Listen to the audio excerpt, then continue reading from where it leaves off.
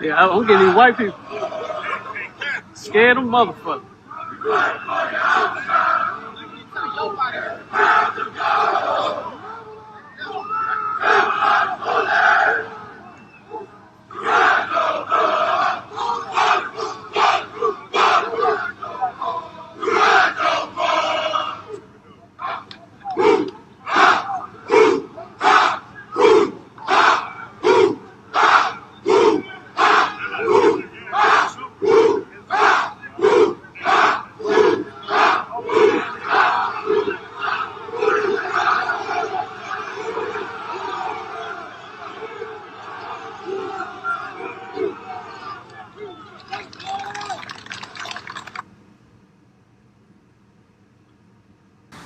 Hey, Shalom, Akim, Shalom. First and foremost, I want to say call hello, Yahweh, Ba'ashem, Yahweh Shai, Ba'ashem, Rakah, Kodash.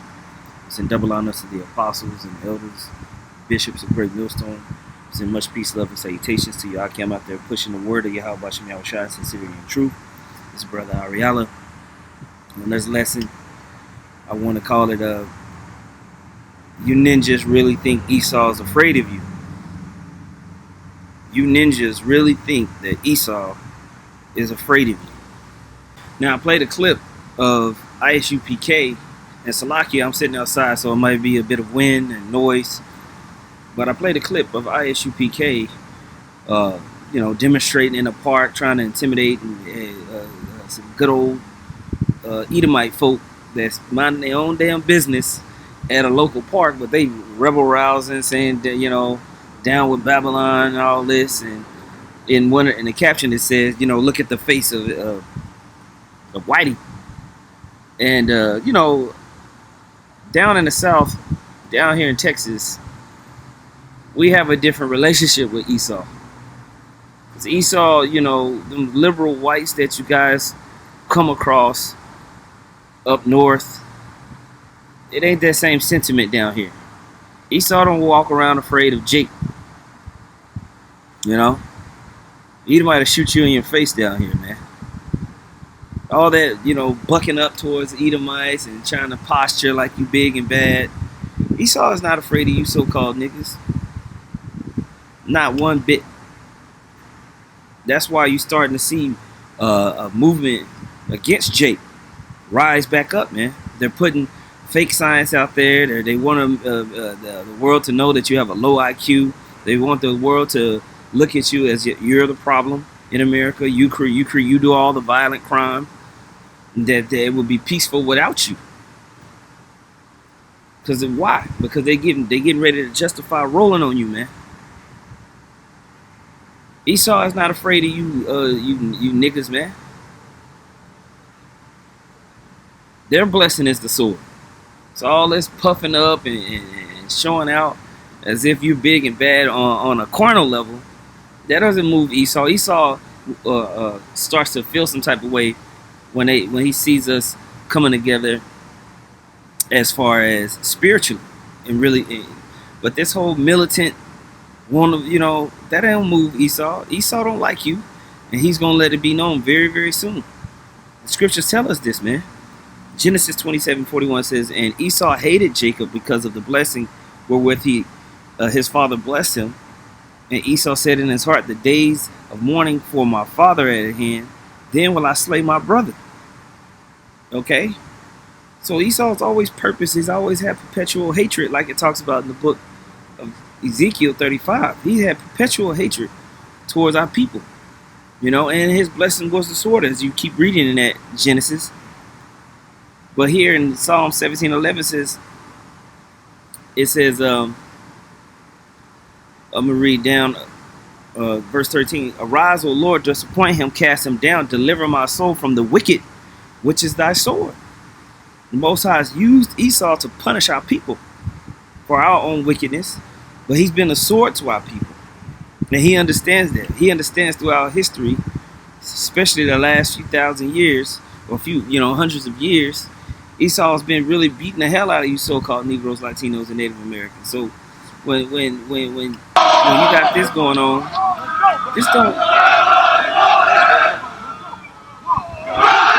that don't move Esau. That doesn't make Esau shake in his boots. And you start to see more. This is why you start to see more open hate directed towards Jake. Okay? You call him a child? Did you call the child a? It is my own business. You call him. Okay, why don't you have the boss to say it right now again? Okay. Alright, that's what you say. That little kid, you call him a. The little child?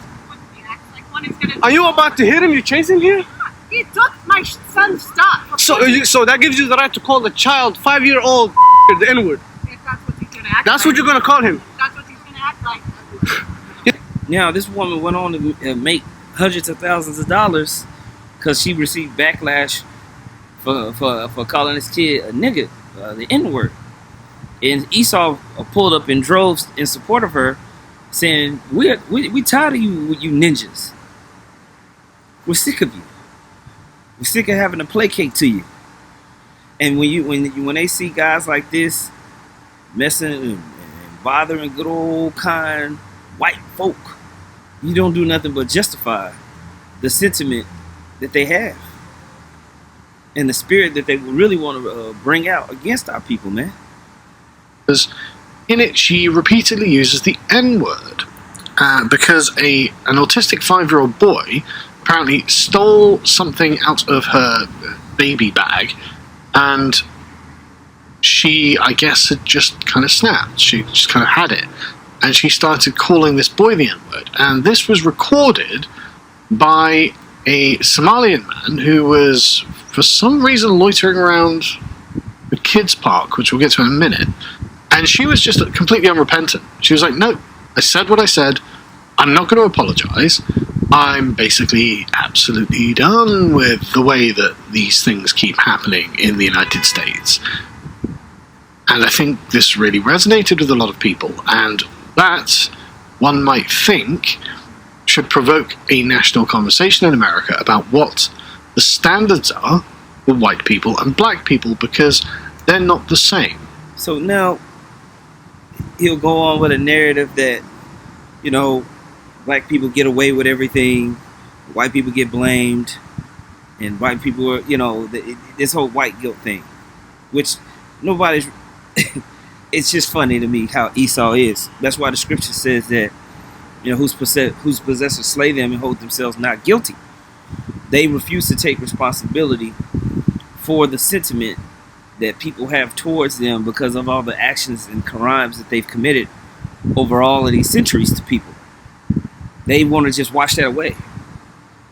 But they'll use the same type of rhetoric to judge you so-called Negroes, Latinos, and Native Americans. If you have a pocket of niggas, so to speak, that commit crime, do this, and basically you got to throw the whole bunch out. Is what Esau's saying now. You even had one talk to the Fresh and Fit guy, Myron, which basically was talking about, oh, it's not a privilege for us to be around, for y'all to be around us. You should be thankful and everything like that. And so that's a massively growing sentiment that's being pushed.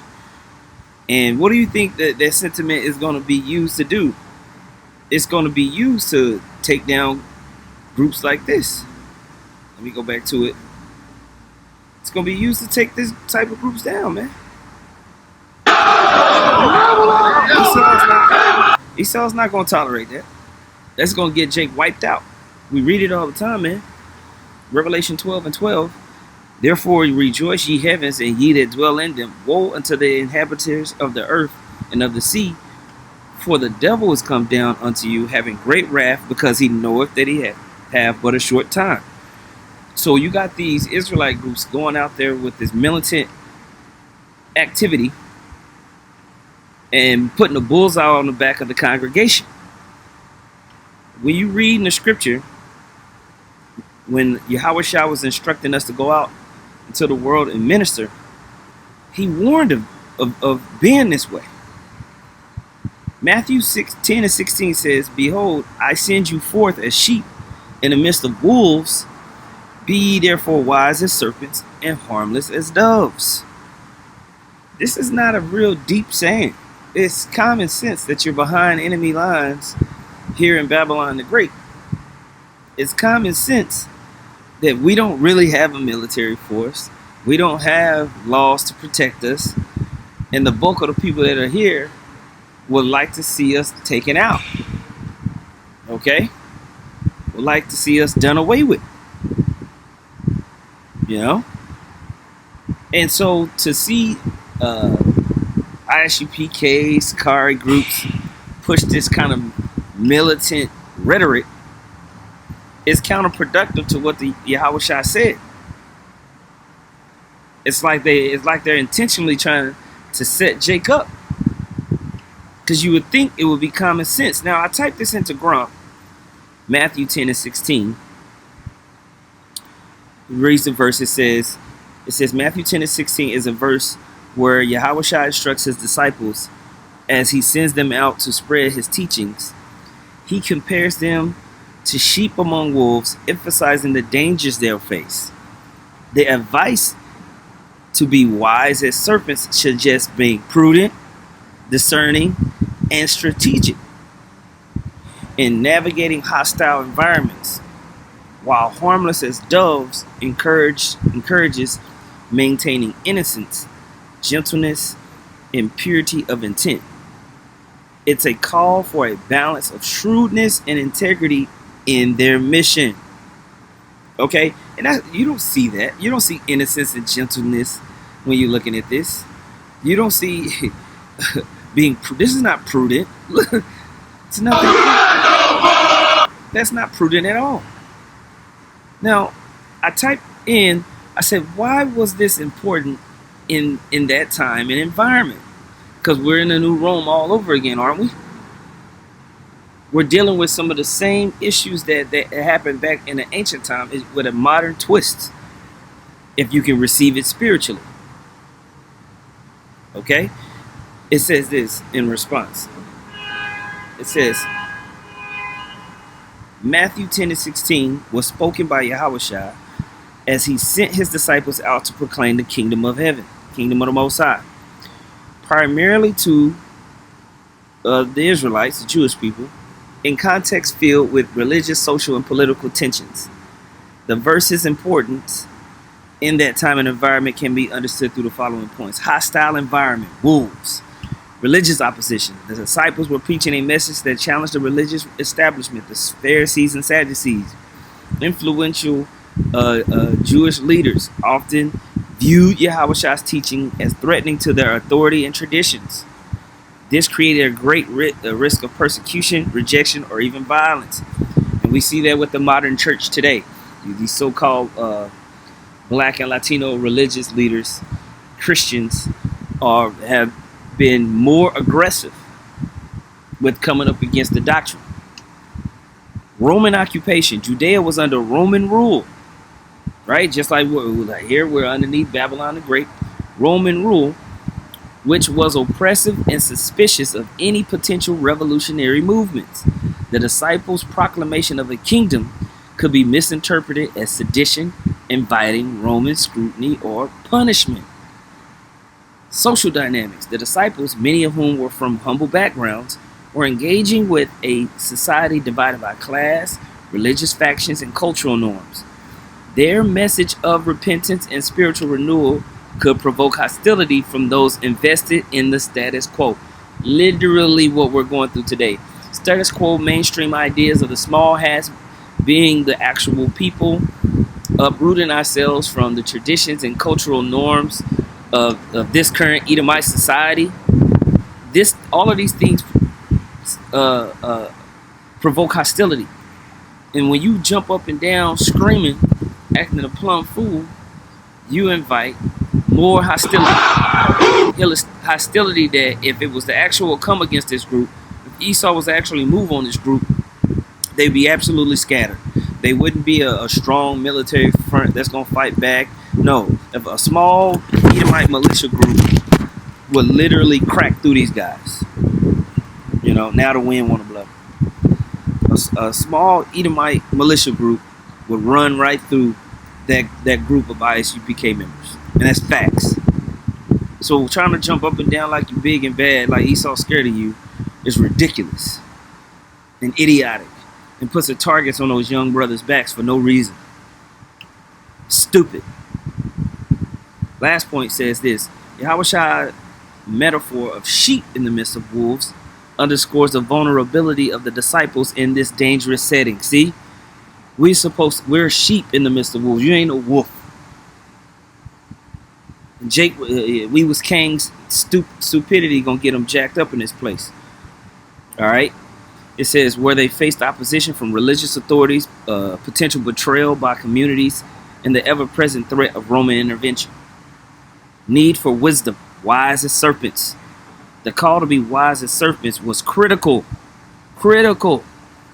because the disciples needed to navigate these threats with discernment and caution.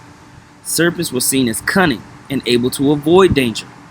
So Yahushua urged his followers to be strategic, knowing when to speak, when to remain silent, how to present their message to avoid unnecessary conflict. See, this is not following Yahushua. Yahushua would have instructed us opposite of this. Opposite. All right? But that takes humility, patience, which these guys don't have. They don't have that fruit of the Spirit. It says, for example, they needed to discern which towns or individuals would be receptive, as seen in Matthew 10, 11 through 14, where Yahushua instructs them to leave unresponsive towns. They also had to avoid provoking Roman authorities unnecessarily, as their mission was spiritual, not political. This wisdom was practical in a time when a misstep could lead to arrest, flogging, or worse, as seen later in the persecution of the early Christians. Maintaining integrity, and this is what a lot of Jake has forgotten. Jake has forgotten that Esau will kill you, man. You know, you up here messing with these kids, these people playing with their kids in the park. But when Esau is actually ready to roll, it's gonna be a problem. And then it's gonna be, I didn't even do nothing. When you presenting yourself as a militant threat, screaming and yelling. And as we see, Esau's about tired of that. They ready to get back into that old Edomite spirit. Manifest destiny. You deserve to be under us. We're smarter than you, better than you. Okay, we have the right to kill you scum. Okay? You better be covered by Yahushua in that time. Maintaining integrity. Harmless as doves. Doves symbolize purity, peace, and innocence in Israelite culture. Yahushua emphasized that despite the need for shrewdness, the disciples' character and motives should remain above reproach. Their mission was to reflect the Most High's love and truth, not to manipulate or harm others. This was vital in distinguishing their message from that of the zealots or false prophets. All right, and what they're doing is zealot-like behavior. All right, behavior that outside looking in looks militant and aggressive, and that's all Esau needs to take you so-called Negroes down. Is a simulance of a threat. That's all the justification they need. All right, it says this was vital in distinguishing their message from that of zealots or false prophets who might use deceit or violence. By being harmless, they demonstrated the sincerity of their faith, which was essential for gaining trust in skeptical or hostile communities. Because whenever they get ready to come up against us, they shouldn't have anything to say. This guy's just a normal citizen, pays his bills, goes to work. He ain't walking around with doing military formations and shooting guns in front of everybody. That creates skepticism, more skepticism, and justifies carnal retribution from these Edomites. It says it also aligned with Yahushua's broader teaching of nonviolence and love for enemies, ensuring their actions match their essential message, which they go off on that. Okay, so yeah, I wanted to read that about being harmless as serpents. Being wise as serpents and harmless as doves, and also highlight, Esau's not afraid of you niggas, man. Esau is not tucking his tail when he sees niggas do that, man. They got more guns, more ammunition, and they got pure hate for you so-called Negroes, Latinos, and Native Americans. So this is a spiritual battle, man. We're not fighting a carnal war. So like I said, we're coming in that time of Revelation 12 and 12 where Esau gonna move, man. Esau just gonna make moves and ask questions later. So I just wanted to make that a point, man. But more willing you brothers add comments and scriptures into the chat. With that being said, I'm gonna say call halal Yahweh, by Hashem Yahweh Shai, by Hashem Rakah Kodash, double honor to the apostles, elders and bishops, great millstone. Much peace, love, and salutations to Yakim out there pushing the word of Yahweh Hashem Yahweh Shai, the truth of Yahweh Hashem Yahweh Shai, and sincerity. Shalom.